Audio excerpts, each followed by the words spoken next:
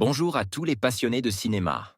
Je suis enchanté de vous retrouver sur ma chaîne Cinémadicte, où je vous propose les meilleures infos sur les nouveautés cinématographiques et les films déjà sortis. N'hésitez pas à vous abonner pour ne rien manquer des contenus captivants à venir. Bonjour à Allons-y. tous, et bienvenue sur ma chaîne. Aujourd'hui, je vais vous parler de Miss Peregrine et les enfants particuliers, un film qui a suscité beaucoup d'intérêt depuis sa sortie. Dans cette vidéo, je vais partager ma critique personnelle, en abordant les thèmes principaux, les personnages fascinants et l'esthétique visuelle qui caractérise cette œuvre. Je vous donnerai également mon avis sur la manière dont le film s'inspire du livre de Ransom Rigg. Restez avec moi pour découvrir si ce film mérite vraiment toute l'attention qu'il reçoit. Tim. Mais qu'est-ce que t'as fait, Tim? On y croyait, moi le premier, à la renaissance du phénix macabre, à la réincarnation du conteur ensorcelant et majestueux qu'un jour lointain tu étais. Après avoir connu les lames de l'enfer, le genre d'abîme qu'on ne souhaiterait même pas à ses pires ennemis, tu étais miraculeusement revenu, petit à petit je te l'accorde, mais tu commençais à voir la lumière au bout du tunnel avec des projets simples et efficaces. Comme Frankenweenie et Big Eyes. Et maintenant le grand Burton retournait à son genre de prédilection, le fantastique, il y avait de quoi être impatient surtout après ces bandes annonces plus que prometteuses de Miss Peregrine et les enfants particuliers. Mais après tous ces efforts j'ai envie de dire, tout ça pour ça? Alors attention, tout n'est pas à jeter, ne te méprends pas et comme je suis quelqu'un de plutôt positif en général je commencerai par te dire ce que j'ai apprécié. Tout d'abord on ne peut rester qu'admiratif devant tes choix d'effets spéciaux, ce n'est pas parfait bien sûr, il y a 2 ou 3 bavures de temps en temps, mais juste le fait que tu aies décidé d'utiliser de la stop motion pour un moment de 3 minutes dans le film. Comme un hommage resplendissant à Ray Harryhausen alors que tu aurais clairement pu te reposer sur de l'imagerie numérique, sûr. Ce coup-là je te tire mon chapeau.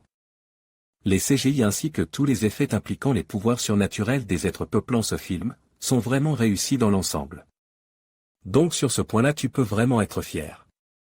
Ta réalisation sans être exceptionnelle ni très inspirée reste quand même plutôt maîtrisée, par contre c'est très carré et même parfois très chirurgical, ce qui donne un ensemble assez froid et qui peut sembler impersonnel. Le travail sur les lumières renforce cet aspect de froideur de l'image, qui fonctionne à certains moments et qui paraît un peu redondant à d'autres. Concernant l'histoire, je suis assez mitigé, le film se suit plutôt agréablement pendant une bonne heure, les personnages sont assez intéressant même s'il y a quelques fausses notes qu'on te pardonnera facilement puisque nous savons très bien que tourner avec des enfants ce n'est pas facile, les mystères entourant le refuge pour enfants de Miss Peregrine nous tiennent en haleine malgré les quelques moments où l'on sent que ceux-ci sont vraiment force pour donner au film une simili-ambiance sombre et macabre. Bref, tant que le mystère règne tout va bien, mais à partir du moment où les explications font surface, le film se transforme en grand n'importe quoi visuel et narratif qui va tendre vers l'illogisme le plus complet et la destruction des règles intrinsèques à la digeste du film.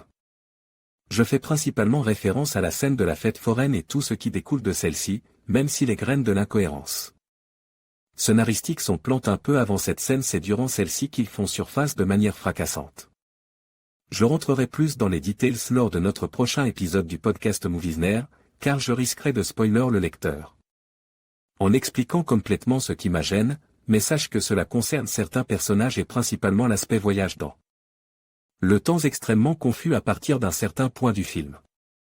Et le montage désastreux n'aide pas du tout à la compréhension des 30 dernières minutes du film qui, même après avoir relu un résumé sur Wikipédia, n'est pas du tout cohérent avec lui-même. Concernant les acteurs, c'est assez inégal, dans l'ensemble pour les enfants le niveau oscille entre plutôt bon et assez moyen, Asa Butterfield n'est franchement pas terrible et a du mal à convaincre. Quant à Eva Green, elle a toujours ce jeu très spécifique qui fonctionne dans certains films et pas du tout dans d'autres selon moi, et malheureusement dans celui-ci je trouve que ça ne fonctionne pas. Le seul qui a l'air de véritablement s'amuser est Samuel L. Jackson qui en fait détonne et qui s'éclatait à combattre des enfants. La musique n'est pas non plus très inspire, on retiendra 1 ou 2 thèmes plutôt sympas, mais le reste semble être du remâche de tous les films fantastiques des 20 dernières années. Pour conclure, je te dirais que j'ai été le premier déçu de ne pas aimer ton film, je l'attendais de pied ferme et il s'agissait d'une de mes plus grosses attentes de cette fin d'année. Le tableau final n'est ni tout blanc ni tout noir, je crois encore en toi pour tes futurs projets et tu n'es pas en terre comme certains peuvent le dire ça et là. Mais pendant le film à un moment complètement absurde où j'avais du mal à croire ce que je voyais, une idée m'est venue en tête, je repensais au film que j'avais vu en octobre 2015 et à ce moment-là le déclic, Crimson Peak, le film de Guillermo del Toro était sorti il y a un an de cela, je repensais à toutes ces magnifiques scènes, cette ambiance sombre et macabre non faussée et maîtrise à la perfection, cette histoire passionnante à suivre du début à la fin, bref tout ce que j'espérais voir dans Miss Peregrine. Les enfants particuliers, se retrouvaient dans un film sorti il y a un an de cela. C'est à ce moment précis que j'ai compris que toi, Tim, bien que je ne te considérais pas has-been et que je continue à penser que tu as encore de belles choses à nous offrir, tu t'étais fait devancer depuis un certain moment par ce bon vieux Guillermo et que tu n'arriveras sûrement jamais à le rattraper et bien que je ne sois pas ton plus grand fan, je trouve ça malgré tout bien dommage. Axel.